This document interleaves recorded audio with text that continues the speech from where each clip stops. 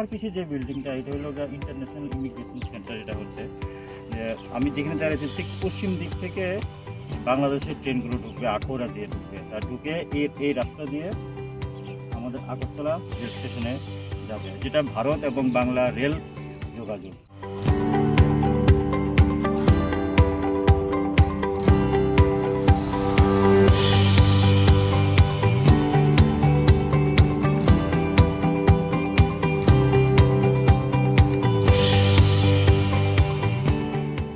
আর এখানে immigration centre.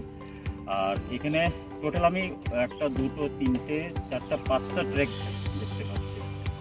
আর ভারত এবং বাংলার যে রেল যোগাযোগ, এটা ট্রেড এবং যোগাযোগের ক্ষেত্রে অনেক লাভবান হবে।